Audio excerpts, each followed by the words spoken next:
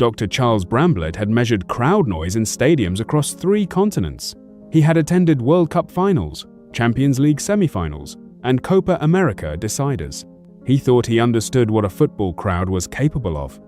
Then he walked into Arrowhead Stadium on a September afternoon in 2014, pointed his equipment at the stands, and watched the needle go somewhere he had never seen it go before. He checked the reading 3 times, then he called his colleague, then he called Guinness. What his instruments recorded that day has never been beaten, not once. And in 2026, the FIFA World Cup is about to find out exactly why. To understand Arrowhead, you first have to understand Kansas City. It sits at the geographic heart of the United States, a river city straddling the border of Missouri and Kansas, built on jazz, barbecue, and a stubborn refusal to be overlooked by the coasts. For decades, Kansas City's identity in professional sport was fragile.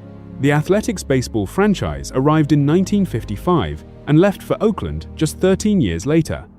The NFL's Dallas Texans relocated and became the Kansas City Chiefs in 1963, bringing with them a young, combative coach named Hank Stram and a roster that would soon compete for the soul of American football itself. The Chiefs played their early home games at Municipal Stadium, a crumbling multi-purpose venue that was adequate but nothing more. By the late 1960s, city leaders and club ownership understood that if Kansas City was going to anchor itself permanently on the American sporting map, it needed something permanent, something that announced itself. What they built changed everything. Construction on Arrowhead Stadium began in 1968 and was completed in 1972, part of a dual-stadium sports complex known as the Harry S. Truman Sports Complex, sitting alongside Kauffman Stadium, home of the Kansas City Royals. The 2 venues were designed independently, built simultaneously, and positioned as a statement of civic ambition on a scale that few American cities had attempted. Arrowhead opened on the 12th of August 1972, with a preseason game against the St. Louis Cardinals. The stadium had been designed by architect Charles Deaton with a single overwhelming priority: the fan experience. Unlike the multi-purpose concrete bowls being constructed elsewhere across America in the same era, Arrowhead was built exclusively for football. Every angle of the seating bowl, every sightline, every design decision was engineered to bring the crowd as close to the action as possible and to trap the noise they generated inside.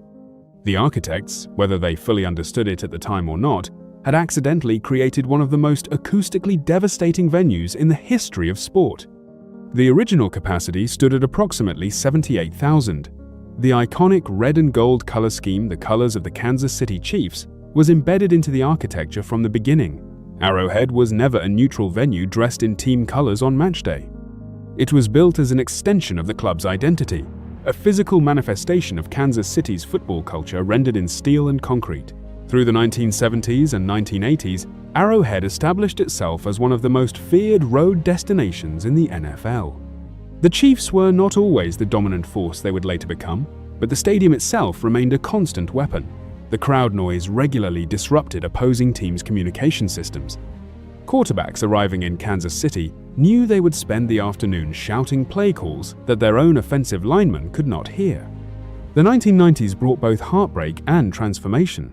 The Chiefs reached the AFC Championship game in the 1993 season under legendary coach Marty Schottenheimer, only to lose to the Buffalo Bills in a game that remains one of the most painful afternoons in the franchise's history.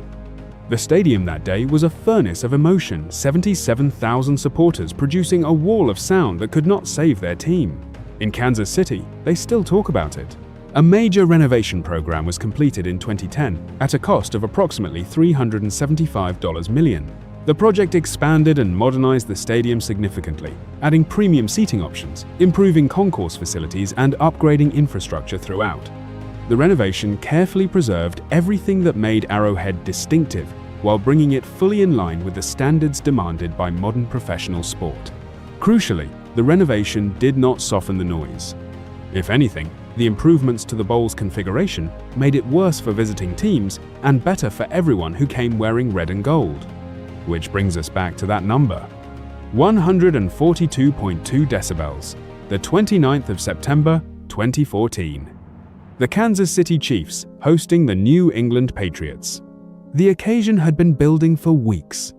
The previous Guinness World Record for crowd noise at a sports event stood at 137.6 decibels, set earlier that same year by fans of the Seattle Seahawks at CenturyLink Field. Kansas City took that personally. The attempt was coordinated, promoted, and executed with the kind of collective determination that only a fan base with decades of accumulated passion can produce. When the moment came, 76,416 supporters unleashed everything they had simultaneously. The official reading came back at 142.2 decibels. The record was confirmed. The seismograph reading was confirmed. And Kansas City finally had proof of something its supporters had always quietly known, that no crowd on earth is louder, more unified, or more terrifyingly committed than the one that fills Arrowhead Stadium on a match day.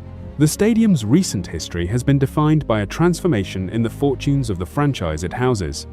Patrick Mahomes arrived as the Chiefs' starting quarterback in 2018, and within a single season had announced himself as a generational talent. What followed was a period of sustained excellence that reframed Arrowhead's place in sporting culture entirely. Super Bowl victories in 2020, 2023, and 2024 turned a famous stadium into the home of a dynasty. The noise levels, already legendary, acquired a new dimension, the sound of a fan base that had waited decades for sustained success and was not remotely prepared to take it quietly. Today, Arrowhead Stadium holds an official capacity of 76,416. Its red and gold stands remain one of the most visually striking sights in American sport. The surrounding tailgate culture, arriving hours before kickoff, filling the vast parking lots with barbecue smoke, music, and the particular intensity of a community preparing for battle is as much a part of the Arrowhead experience as anything that happens inside the bowl itself. In 2026, Arrowhead Stadium will host a FIFA World Cup quarter-final match, welcoming football's global audience to a venue built on a very different but equally passionate sporting tradition. The adaptations required will be significant temporary seating reconfigurations, pitch installation, and the broader operational demands of a FIFA event, but the foundation that makes Arrowhead exceptional requires no adjustment whatsoever. The crowd will arrive. The crowd will be loud. And any team unfortunate enough to face a partisan atmosphere inside that bowl will discover very quickly what Kansas City has always known, and what the Guinness World Record made official. There is nowhere on earth quite like this. And when the World Cup arrives in 2026, the rest of the world will finally find out exactly what that means. What do you think? Will Arrowhead deliver the greatest World Cup atmosphere of the entire tournament? Let us know in the comments below. And if you want more stories like this, make sure you like, subscribe, and stay with Sports Megaprojects.